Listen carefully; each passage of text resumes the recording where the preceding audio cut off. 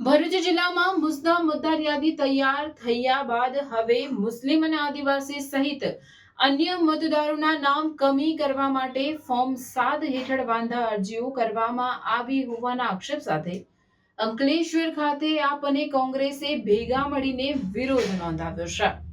અંકલેશ્વરમાં તો પાલિકામાં વિપક્ષના નેતા અને પાલિકાના સભ્યના નામ જ મતદાર યાદીમાંથી કાઢવા માટે અરજી કરાઈ છે। વિપક્ષના સભ્યોએ બુધવારના રોજ વિશાળ રેલી યોજી નગરપાલિકા તથા એસડીએમ કચેરીમાં અરજી કરી હતી। આગામી દિવસોમાં સ્થાનિક સ્વરાજની સંસ્થાઓમાં ચૂંટણીઓ આવી રહી છે, ત્યારે ચોક્કસ પાર્ટીના મતદારોને મતદાનથી વંચિત રાખવા માટે ભાજપ તરફથી આખો ખેલ કરાયો હોવાનો ગંભીર આક્ષેપ લગાવવામાં આવ્યો છે।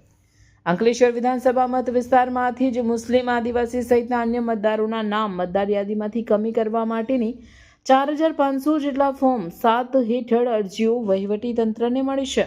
નગરપાલિકાના વિપક્ષી સભ્યો જહાંગીર પઠાણ અને રફીક ઝઘડિયાવાલાના નામ કમી કરવાની અરજી પણ કરવામાં આવી છે। વિપક્ષના સભ્યોએ આક્ષેપ કર્યો હતો કે ભાજપે એક ચોક્કસ રણનીતિ મુજબ મતદારોના નામ મતદાર યાદીમાંથી કમી કરવા માટે ઇરાદાપૂર્વક વાંધા અરજીઓ કરી છે। એક જ અરજદારના નામે 50 જેટલી અરજીઓ કરવામાં આવી છે, જે મોટા ષડયંત્રને દર્શાવી રહી હોવાનો આક્ષેપ પણ કર્યો છે। જે પૈકી આ સુધીની બધા લોકો નૈયા પાર કરી દીધી, પણ 7 નંબરના ફોર્મ ભરી ને ફરીથી એમણે તે નૈયાને તોડવાનો પ્રયત્ન કરેલો છે। તેમાં બીએલઓ અને સત્તાધીશોને દોડાવવાનું કામ, એક જ માણસ 50 ફોર્મો પર સહીઓ કરી દે કે આ માણસ બહારનો છે।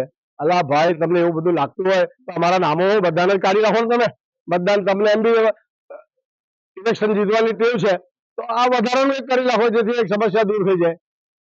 એટલે આવી નાટક કરવાથી કઈ લોકશાહીનું પતન થઈ જવાનું નથી। હંમેશ લોકશાહી બાબા સાહેબ આંબેડકર સાહેબની દેન છે, એટલે કોઈ આવું કરવાથી બની જવાનું નથી। જેથી કરીને અમે એની રજૂઆત કરી છે એસડીએમ સાહેબની અંદરમાં, અને આગળ શું થાય છે તે જોવાનું રહેશે।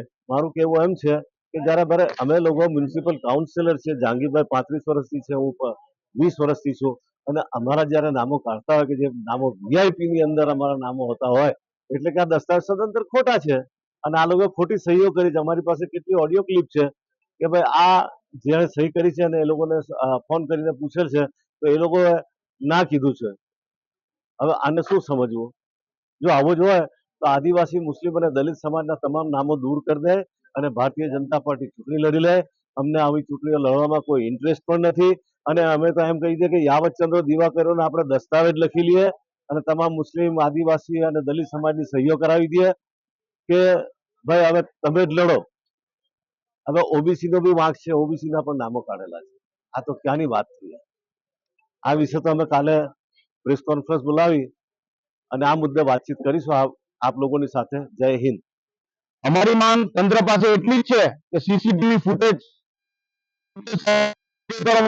એસપી સાહેબ કબજે કરવામાં આવે, અને આ ષડયંત્રકારીઓ કોણ હતા જેઓ લોકશાહીને કામગીરીને અટકાવવાનું અને એમાં અડચણો ઊભી કરવાનું કામગીરી કરતા હતા, તેમને સખતમાં સખત સજા થાય કે જેથી કરીને લોકતંત્રને બીજી વાર કોઈ ચેલેન્જ કરી શકે નહીં। પરંતુ અત્યાર સુધી અમે રજૂઆતો કરતા આવ્યા છે, ફક્ત અને ફક્ત અમને સાંત્વના મળે છે અને સ્થળ ઉપર બીએલઓ દ્વારા કામગીરી કરવાની શરૂઆત કરવામાં આવી છે। જ્યારે બીએલઓ બધા ના કહે છે કે ભાઈ અમે અમારી કામગીરી સપોર્ટ કરી છે, સવારે કર્યો છે આ જ કામગીરીનો, છતાં તંત્ર દ્વારા આમાં કોઈ પણ ધ્યાન આપવામાં આવતું નથી।